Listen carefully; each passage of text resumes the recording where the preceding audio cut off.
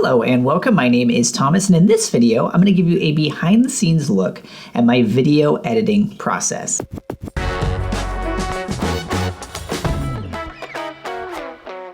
So one of the more common questions I've received over the years have to do with specifically how I make my videos. So a couple of episodes back, one of the things that I did was I did a behind the scenes look at my video studio setup. So you got to see kind of where my camera sits, my monitor setups, the arms, the background, everything that kind of encompasses what it looks like or kind of behind the scenes of the actual studio itself. Now, what I've never really done a behind the scenes on is the actual process of me editing my videos. And so I know that that's been a common question that's come up for a while. So what I thought I would do is I would just show you. I would go through the process of editing one of my YouTube videos. So it will be the video that appears or the episode that appears prior to this one. But the idea here is just to give you that behind the scenes look of what it looks like from beginning to end for me actually editing a video. So there's a couple of ways I'm hoping this will be helpful or useful to you. Number one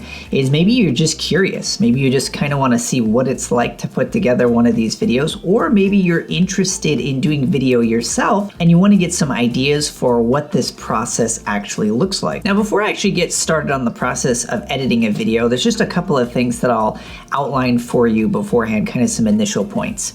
Number one is that I edit using some software called Final Cut Pro, and Final Cut Pro is specific to a Mac. It is actually developed by Apple for a Mac.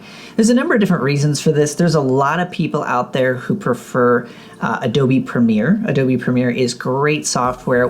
The reason I decided to go with Final Cut Pro, even though it may have some limitations in terms of functionality when compared to Final Cut Pro, I found that it performs significantly faster, particularly on Apple M1 devices, which is what I'm currently editing on. So that time saver is huge for me. Plus, for the longest time, I used to edit my movies in iMovie. And one of the reasons why I really like Final Cut Pro is because it's like iMovie, which is very familiar to me, but kind of on steroids, kind of the pro version of iMovie. So it has a very similar feel, but a ton more actual professional features. Now, since it is more of a pro level piece of software, you can be expecting to pay significantly more, whereas like iMovie is free to my knowledge, and I think that Final Cut Pro is around $300. One of the other reasons I do really like Final Cut Pro is that it's just a set price. You pay that $300 and you're done, as opposed to a lot of Adobe products like Premiere. You have to pay a subscription, and that subscription is ongoing. So at some point you'll reach $300 and then you'll still be paying every single month to continue to use the software. But that said, this isn't a video about the pros and cons of Final Cut Pro versus something like Premiere. And this isn't necessarily a tutorial. My goal here isn't really to give you an in-depth overview of everything you need to know to start using Final Cut Pro. There's a ton of other videos and content out there that can train you if you specifically want to use Final Cut Pro. All I want to do here is just give you my process, what I do to put a video together, again, for those two reasons. Either A, just if you're curious, or B, if you just want some ideas or thoughts that you could incorporate into your own workflow as you start planning or begin creating your own videos. Okay, but before I even get to the process of editing a video, the most important thing for me, at least particularly since I create so much video, is how it's organized. And so what you'll be able to see here is I've got this folder for this project that I'm going to be working on, and it's organized into assets, which tends to be things like screenshots or images, or things that just accompany the project itself. Audio, so if I record my audio separately, which I've done in the past, those audio files which will appear. Sometimes I'm gonna get you music, and in this video that we're gonna be editing here, yes, I will be getting music, and so that will be included here. Documents, so if there's scripts or anything that accompanies it, if there's like waivers for people who I had as models in the particular video, which is very rare. And then the final video, and then the final video would be something that's completely completed and exported and ready to upload to YouTube or the video hosting of choice. And then here we've got my footage is organized into B-roll, camera 1, which is the main camera that you always see me using, camera 2, so that's typically going to be the the actual slider. And then we've also got the screen caps. So if I'm gonna do screen recording, you'll be able to see the screen recording videos right here. Now, one of the things I've done to actually make that a little bit easier is, and maybe I'll create a separate video on this at some point, but I've created an automator workflow that actually allows me to just enter in a few numbers and then or a few kind of placeholders, and then it just actually generates that folder for me. So, and if I want to add any spotlight comments so that it makes it super easy to search later on, and then I just click OK, and it actually creates that folder for me with that whole structure all built out. So again, I just try to make that workflow nice and simple. Okay, that then takes us to Final Cut Pro. And so what I do to start with is I go and I create a new library for every single new video that I'm working on. So a library can contain projects, and it can contain clips and audio and files, and you can think of a library as kind of the container or the package that contains everything. The naming's a little bit confusing, particularly for the way that I use it, because every library contains a number of projects, but projects aren't really what I use projects for. A library is actually more of what I use a project for, and then each project is a different version of the video. So if I do version 1 of the video, decide I want some changes, I'll clone it and create version 2, or maybe I need to create a version for TikTok that's vertical. So I'll make a project for that vertical video, and then I'll create a project for the video that gets uploaded to YouTube. So again, I know that naming convention's a little bit confusing, but that's just personally how I use Final Cut Pro, and that's how I organize everything. Okay, so what I'm gonna do next is within that folder, I'm going to be creating a library. And so I typically just use the exact same naming convention that I am for the folder for the library. And I just save it at the root directory of that project folder. So we see here, it's now been created, and we see that it's empty. And now what I'm gonna do is I'm going to create a new project within that particular library. And then I just name it without the nomenclature at the beginning. And then for the format, I'm going to do 1080p at 24 frames per second. I usually just keep all these settings the same. Click OK, and then we've just got our blank canvas. So this is where I'm going to begin the process of working with everything. And the first thing that I do is I jump into footage, and I start importing all of my footage. So I just do that by dragging it onto the event. Event is just another kind of container for assets in the project. So I just drag those in there. And in fact, sometimes what I'll do, just to make things a little bit more organized, is I'll actually name different events for each camera.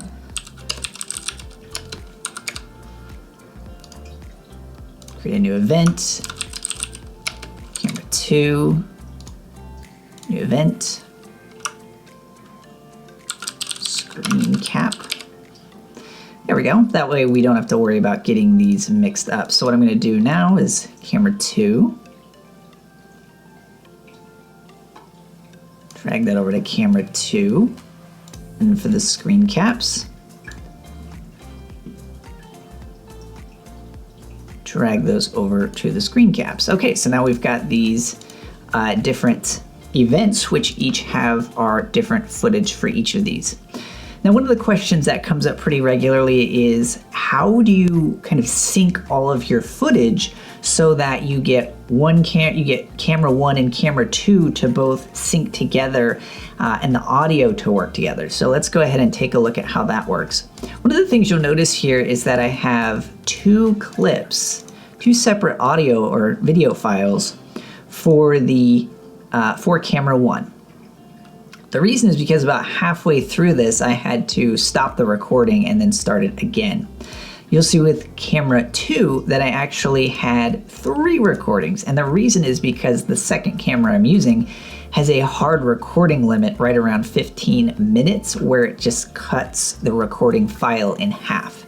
My A camera, or my main camera, does not have that limitation, so there's only 2 files, whereas with the first recording, or with the camera 2, I should say, I've got 3. So again, you see the screen recording, and again, I had to do 2 separate recordings, so that's why there is 2 different versions. Okay, so let's go ahead and pop back over here. Okay, so now I'm just gonna go ahead and click on the main library so I can kind of see everything together. And so what I'm gonna do is I'm going to take, this is the first piece of video 1, or camera 1, I should say. This is the first piece of camera 2, and then this is the screen cap.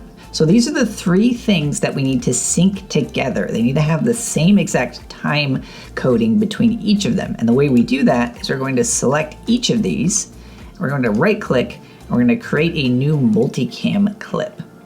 And I'm just going to call this by the nomenclature, so it should be 000, 12, and then I call this A, which means that it's the kind of first part, the first segment.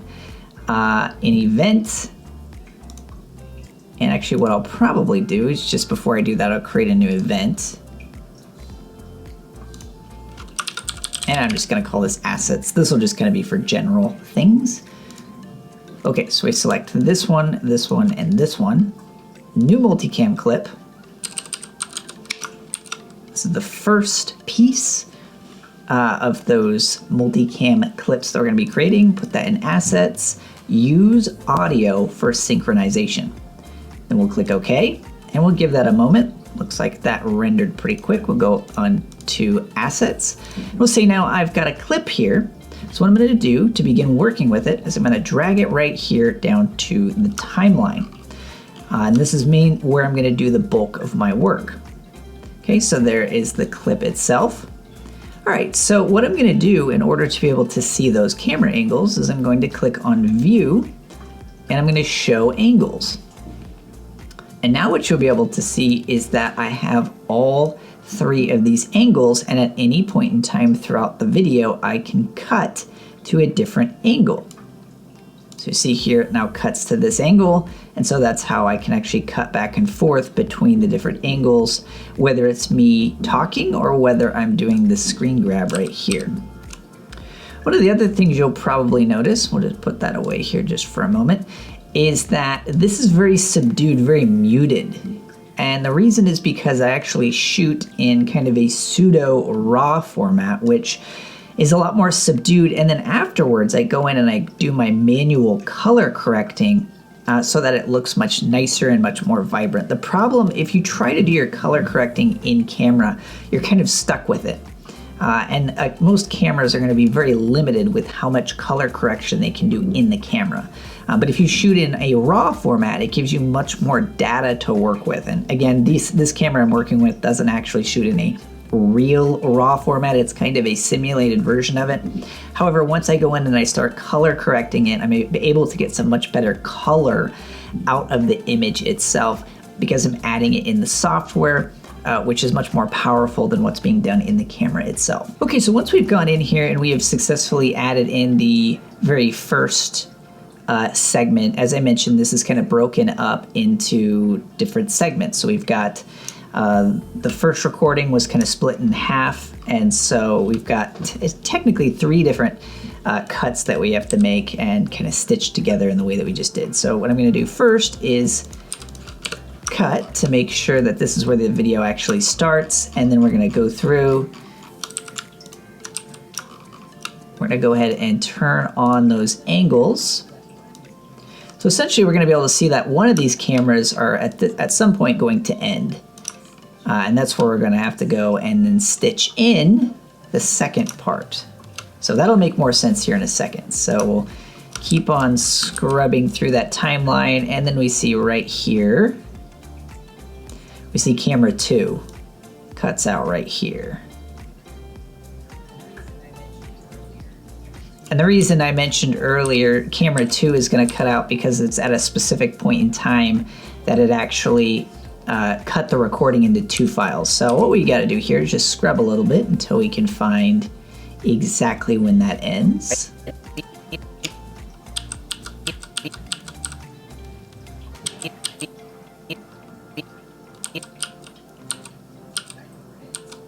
There we go, and that's exactly where it ends, so we're just going to give that a second. We're gonna make that cut right there, and this is essentially where it ends. So We'll delete that, and now we'll go through the process again. So what we're gonna do is jump up here. We're gonna take video 2, or actually video 1, since we're still technically on video 1 of the segments. Take video 2 from camera B, video 1 from the screen recording, a multicam clip. And I know this can be a little bit confusing, but this is just what happens when you're juggling a lot of different clips and you've got to break your recording into segments. But most of my projects are a little bit more simpler than this, but you get to see a little bit more of the complex side of it. Okay, so we're going to drag that down into the timeline. And we're going to essentially start where we left off last time. And we're using camera B, since that's kind of the one that's we're catering to. We want to find where camera B starts. So we're just going to keep on kind of scrubbing through this a little bit. I'm zooming out so that this process goes a little bit faster. There it is. That's where it starts. All right, so we're going to follow that similar tact. We're going to go in here, find exactly where it starts. You'll notice that's my audio kind of cutting through. There we go. That's exactly where it starts. Give it a second. It's got to process a lot of footage, a lot of data right there. So then we'll click that, and we are now in our seamless. To make sure that it is seamless between those two. Ready to go. Let's pop back. Yep, and you didn't even notice me transitioning from one to another, so exactly as we would expect. Okay, now we have to do that one more time, and the reason is because we actually stopped the recording at one point. So now we should be on to the second clip from camera A, third clip from camera B, and the second clip from our screen recording. All right, so what we're gonna do is right-click, new multicam clip, 1, 2, 3, 12, and this will be clip C. Save that in assets and click OK. Okay, we've got our final C segment now, but what we're going to need to do is find the end of our second segment so we know exactly where to start. We've got a big obvious piece here. This is kind of where I stopped recording. WordPress.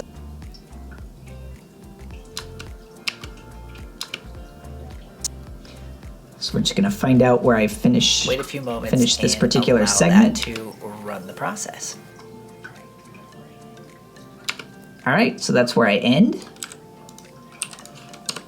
There we go. So now that means that's where we drag in our C block or third segment.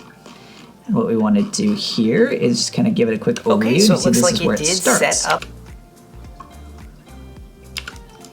All right.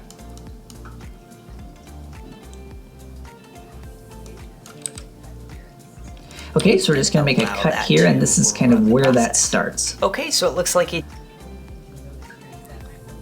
Now, one of the things you'll notice here is that I'm looking off to the side. One of the reasons is because I'm actually looking at my monitor, which is what we are going to be looking at in the video, but I'm not worried about that yet. First, what I'm doing is I'm just trying to get all of the kind of the foundation of the video in here. I've got all 3 cameras in here, you know, and I do realize that's not a camera, that's a screen recording, but I refer to it as a third camera because in terms of the editing, that's essentially what it is.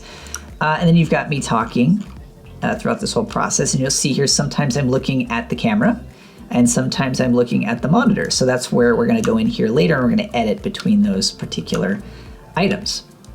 So you see here we've got kind of a dead space, but we're going to be cutting a lot of that out later. So all we're going to do to begin with is go to the very end and make sure we chop it off at the end. And there we go. That's exactly where this video is going to end. Okay, so at this point in time, what we've done is we've gotten the entire episode in there, right? We've got all of the content, and now what we can do is we can start cutting it back. So this is a little bit more tedious, so I'm not going to bore you with my whole process here of me going through and making all my little individual cuts, but you can kind of see, I'll do a couple for you so you can kind of see what they're like. So what I do is I study these wavelengths right here so I can see where there's kind of quote unquote dead air and then where there's me talking. Because what I want to do is try to make this as concise for you as possible. I don't want to make this long or drawn out or anything like that. So what I'm going to do is I'm going to go in here and make this cut. So what I'm going to do is I'm going to find, I usually cut it right at the very tip end of that wavelength. So you can kind of see that between the two. Although this is an intro, and I'm going to be putting my animated logo intro between these. So this probably isn't the best example. So that's where, between those two cuts will be where my actual animated intro goes, so that won't necessarily apply in this case. But we can do one of those cuts right here. So we'll go here. Using or finding useful there we go. One of those things that I've... So there we go. You can actually see that clip. And you'll notice here there's like a little bit of lag taking place here as I'm making these clips. Part of the reason is because video editing is in and of itself pretty intensive on any computer. But also I'm doing three recordings at the same time. So that's kind of taxing the computer a little bit. So typically there's not as much lag time between these. But in essence, that's what I'm doing. I'm going through here and I'm finding these cuts. Sometimes I kind of re-record a segment or something like that. So I'm going through, I'm finding those individual cuts and making them as I go throughout. So I'm not going to bore you with all of these individual cuts. You get the idea. Now I'm just going to kind of fast forward through that process and then we'll jump ahead once we get to the next kind of more interesting or useful piece of information.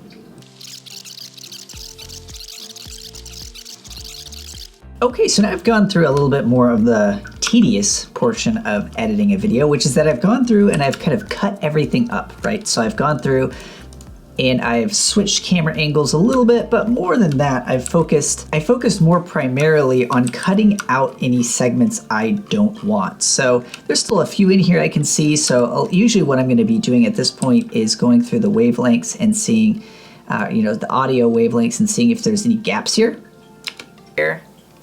Again, you were able...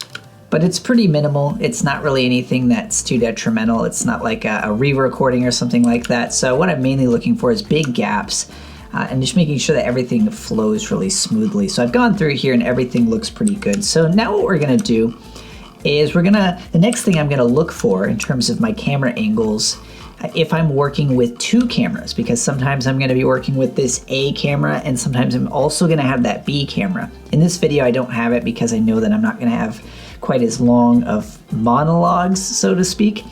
But in this particular video I knew that I've got a really long part at the beginning where I'm doing quite a bit of descriptions of what I'm talking about.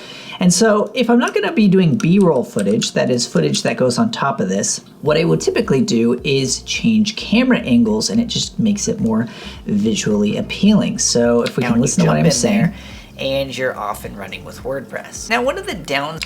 So we see here that I've got, this is a pretty big section right here. So what I'm going to do, I think just for this piece right here, is I'm going to switch to my B camera. And so we'll see here that we see that motion seems to work pretty well. I don't generally like when it stops and then goes back. So what I'm going to do is I'm going to have it go here to about right here. And then I'm going to switch it back to A. So we can see here that it goes right here is where it starts. And then it switches back to the A camera. So I'm going to do that a few times in here. Let's go ahead and do that here as well. I don't like them too close together. I like to space them out. So let's say about maybe right here. We'll switch to B. Let that slider move all the way over to about the point where it's going to stop and move the other direction. So right about there looks about good, and we'll switch it back to A. So as you can see, necessarily get like your own dedicated machine. Some hosts you can actually we'll give that a second to kind of render.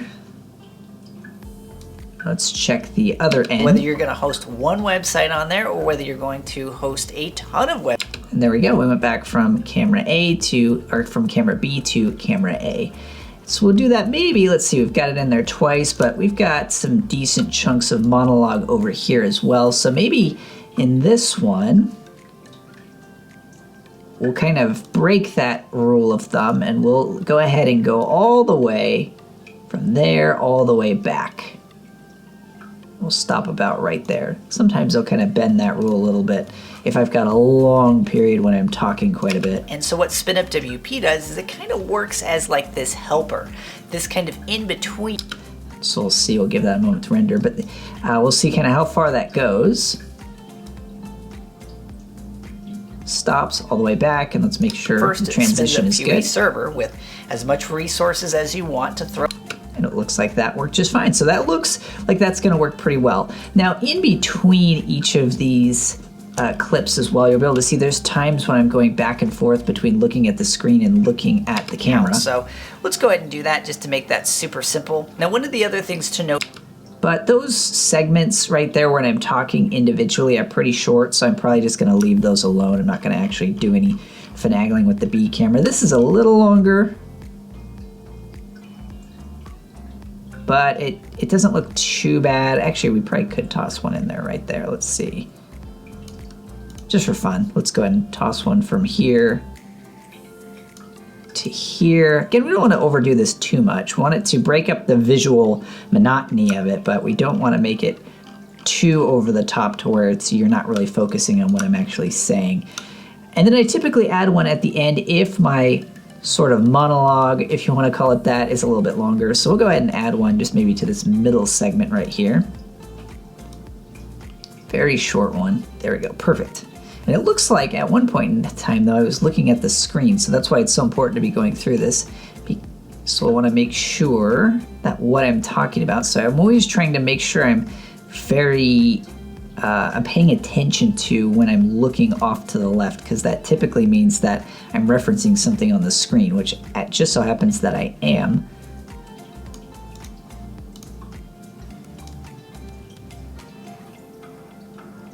And I notice my cursor stops right there, so that's probably a good indicator of that. Back to that camera. So that's always one of those things. It is nicer to be able to switch camera angles, but you always want to be very cognizant of the fact that you're going to want to be able to switch back and forth between the two. Okay, so it looks like those cuts, those camera angles are the way that we want it. Now, one of the things we'll want to do next is we'll want to color correct this, because as you can see here, it is kind of very muted, very subdued, because it's still in its raw format. So what I do is I downloaded a plugin or an add-on for Final Cut Pro that allows you to do something called an adjustment layer. And these are very common in things like Adobe After Effects or Adobe Premiere. For whatever reason, I don't know why Final Cut Pro doesn't really have these built in. You kind of have to drop all of your effects directly onto the timeline. What I typically do, because I've already fine-tuned my color grading in other videos, so rather than going through all of that work all over again, I typically go back to a previous video where I've already kind of fine-tuned that color grading, and I just paste it in from another video. So here you'll be able to see with that color grading on, here's what it looks like, and then with that color grading off. So a huge difference, but that's how you get a little bit more of that vibrant, rich, natural color. The skin tones are a little bit more vibrant.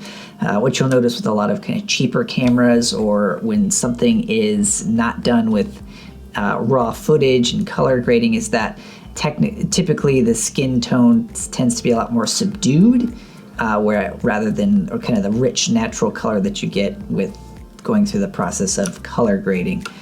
Okay, so what I'm going to do next is I've got to go through and I've got to apply that color grade to each and every segment where I appear. So I have to be very careful to make sure that I don't actually miss any of the times when I appear on camera, which can be a little bit tricky when I'm doing a screen capture like this, because some of the cuts between me and the camera are very, very brief. So that's why I always have to go through and make sure that I'm very meticulous, fine-tooth comb type approach when going through here. I usually do a second pass as well to make sure that I don't miss any of these.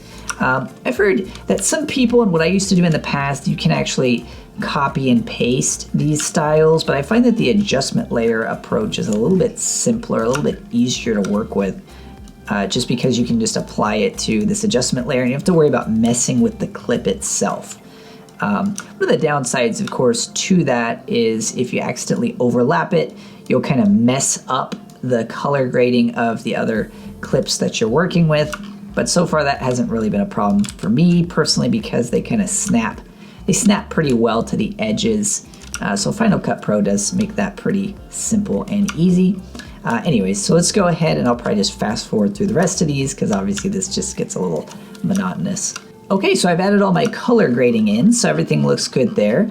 The next thing I go through and I do it is I like to apply some nice audio adjustments as well. Now, I recently switched over, as you'll be able to see on the screen here, that mic, that kind of studio or radio mic that I used to use is no longer here, and that's because I now have an overhead shotgun mic, which is out of frame. So it sounds a little bit different, and the sound quality isn't bad right out of the mic. And one of those things that I find useful and I talk about a lot on this channel. But there are still some pieces to it that I would like. I would like some more richness, some more fullness out of the mic. That's one of the reasons why I liked that other mic quite a bit. And so one of the things that I've worked in, I won't go through each of these because they're each entailed individually. Each of these could probably encompass their own video in and of themselves.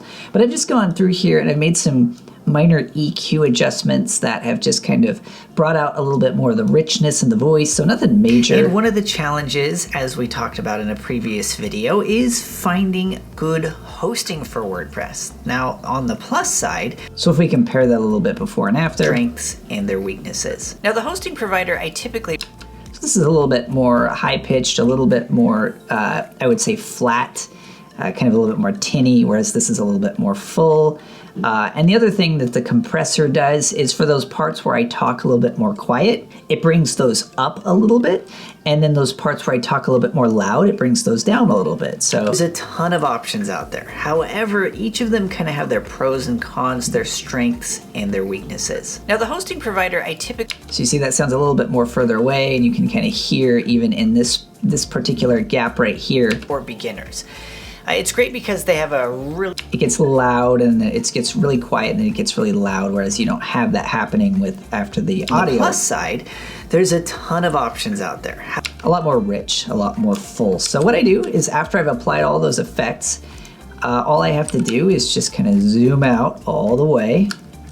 Just make sure I select all of my clips and then I just, oops, except for the obvious, which is the one that I had just edited, which is going to be this one. And then what I do is I Control Shift, oops, nope, that was the wrong. There we go, Control Shift V, and then I apply all of those audio attributes to all of my clips. Which you could say you probably, you did that, you didn't do that for the color grading, but for whatever reason, it just seems to work better when I do it that way. So now we listen to it. Now the hosting provider I typically recommend is one by the name of WP Engine. And so there we go. Now my whole entire video has that those audio enhancements added to it. So it's kind of a combination between the mic and then doing that itself. Now there's some other things that I obviously work in here as well. So you'll notice that at the beginning, there's no intro video. WP. Okay, so as you well know, so all I'm gonna do for that is make sure I make a nice cut here in my adjustment layer. And then I just jump on over to one of my previous videos and I just copy and paste that in there. There we go, it's pretty simple. Called Spin Up WP.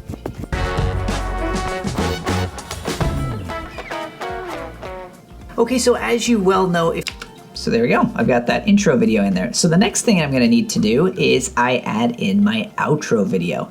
So not too different from what I just did, not too much of a shocker here. So what I'm gonna do is grab, go all the way to the end of my other video, and then we're just gonna paste that in at the end. And again, this is just gonna show that, this is just that end screen that's gonna allow me to show the links to other videos and that sort of thing at the end of the video. We're seeing you in the next video. So one of the things you're gonna notice now about this video, even though we've got pretty much everything in there from the color grading to the audio to all of the cuts, is that it's pretty silent in the background and usually we have some music in there. So what we're gonna do is I'm gonna go ahead and open up a site called Epidemic Sound. And Epidemic Sound is actually where I get all of my music. And so they've actually got they do a really good job of analyzing the other music that you've used in the past and then providing really good suggestions for what you could use for this one. One of the things to keep in mind too when it comes to music, if you're gonna add it to your video, is that first of all, you wanna make sure it's very subdued. Second of all, you wanna make sure that it's not something that has too many low lows and high highs.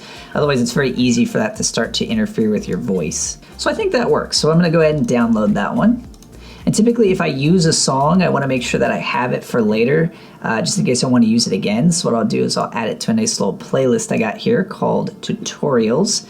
So I've downloaded that song. So now what I'm gonna do is I'm gonna go ahead and add this into my audio folder. So I've got that, but one of the problems with audio, or I should say with songs in particular, is that this song is only 3 minutes and 47 seconds long, whereas my video is definitely a longer one. It is approaching 26, or it's over 26 minutes long. So what I do is I open up an app called Adobe Audition, which is an audio editing app by Adobe. It's kind of one of the sister products that goes along Adobe Premiere. And so I do this little trick. So what I do is I go File, New, Multi-Track Session. I usually just name it something that's has to do with the song itself. So that was in the title. So I've got this new multi-track, and I just add that song in there as a track. Then I click this little button off to the left that says Enable Remix. And so what this is gonna do is it's gonna analyze the clip and turn it into a loop. So it plays the song seamlessly over and over again. It kind of finds good places to transition from the beginning to the end, and then you can just lengthen this to be as long as you want it to be. And so since I need this to cover the entire length of my video, I'm just gonna stretch this all the way out to like 30 minutes. I could technically just make it as long as the video actually is, but I usually add a few minutes just so I make sure I definitely have the full length of the video covered. And then I export, multi-track mixdown, entire session, click OK. And there we go. I have now a audio version that is the full length of my video. So now all I have to do is head back over to Final Cut Pro, drag that onto the video, and make sure that I adjust the level so that it's, you know, nice and quiet. It's kind of subtle in the background. It's great because they have It's a little bit too loud, so we'll go ahead and adjust that again. So what I typically do is look for a quiet part and then make sure that I use that to test so that I know that it's not overpowering my voice at any point in time. So let's try that. for beginners. It's great because they have a really helpful... So there you go. It's nice and subtle. It's gonna work pretty well in the background, and that works just fine. Okay, so now what we're gonna wanna do next, we're gonna go on down to the end and we're going to clip it at the end. And then what I do, since the original song typically has the best outro or end to the song itself, not necessarily, the mixdown usually doesn't, I take the original song file and I bring that to the very end. So then what we're gonna do is we're gonna pick a point where the song starts to taper off, and I fade it in towards the end of when I'm talking, and then I fade out the mix down around the same time. So let's try that. Helpful. Hit that like button. Subscribe if you're not already. I look forward to seeing you in the next video.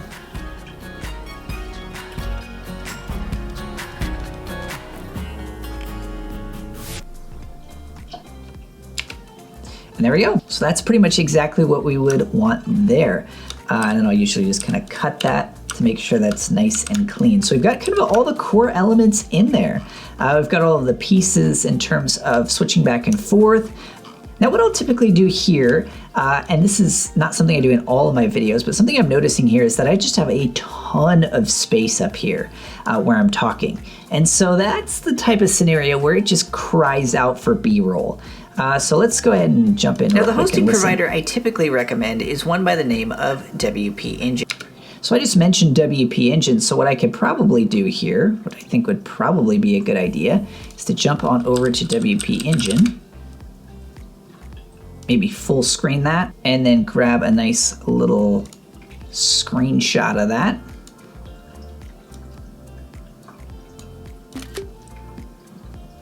Perfect.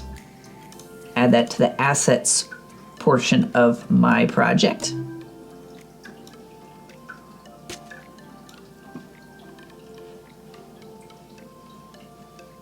There we go. Then we'll drag it on over to right where I was talking about it.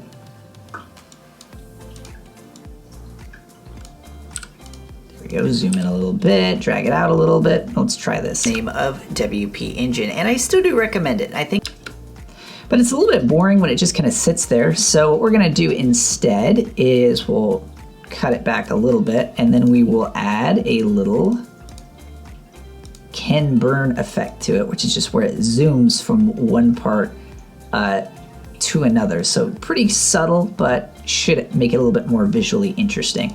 the name of WP Engine, and I still do recommend it. Now, what I like to do, and I don't overuse this, I don't do this for every single thing that I add in here in terms of B-roll and clips, but I like to add in a little transition. So what I do is I've got built into Final Cut Pro, if I'm not mistaken, they've got the ability to pan in a certain direction. So what I do is I do pan right number 1, pan right number 2, pan right number 1, pan right number 2, and then as you can see, it just kind of slides it in. By the name of WP Engine.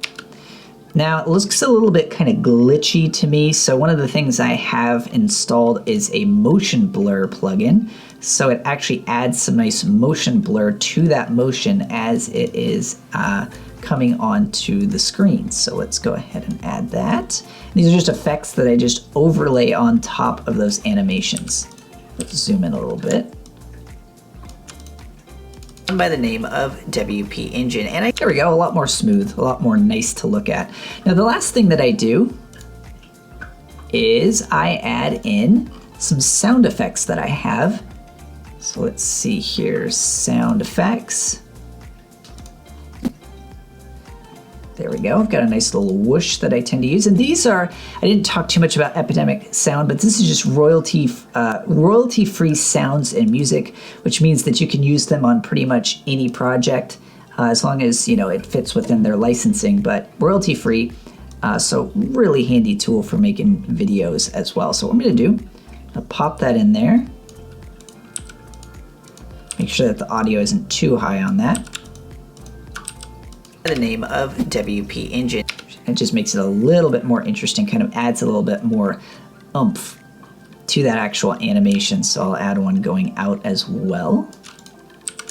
Zoom out and play that through. And is one by the name of WP Engine, and I still do recommend it. I think it's a good host, particularly for beginners. It's great because they have a really helpful and so there you go. We add that in there and it just adds a little bit kind of more interest, a little bit more kind of breaks it up a little bit so it's not so monotonous and boring to kind of sit there and watch me talking. Plus it adds context to exactly what I am talking about. Okay, from there I would pretty much just go through the whole video, fine-tooth comb it a little bit, and then I would actually watch it all the way through to make sure that there aren't any mistakes, everything is cut properly, all the adjustment layers have been applied to everything, and then I just go into this top right hand corner and I export it for Apple devices 1080p. It's just a preset I have in there. I just delete all these items I don't need. My settings are set right here, so I do 1080p. In the future, I'm probably going to start doing 4K, but for now I just do 1080p. It's got all the settings that I want, the encoding that I want, and then all I do is I click next, and then I go ahead and I just export that to desktop. I'm just gonna have to wait a few minutes for that to finish exporting. And then there you go. I am all finished with one of my video projects. Okay, so I know this turned out to be a lot longer of a video than I previously anticipated, but I wanted to kind of give you that whole breadth, that look into what it's like for me to edit a video. I tried to cut it down as much as I possibly could so that it only gave you a little bit more of the interesting or intriguing or maybe unique pieces or parts to how I edit a video. Like I mentioned previously, this wasn't meant to be a full tutorial on how to edit a video video with Final Cut Pro. There's a ton of other videos out there that can teach you how to do that. And maybe in the future, I'll create a video series on how to do that.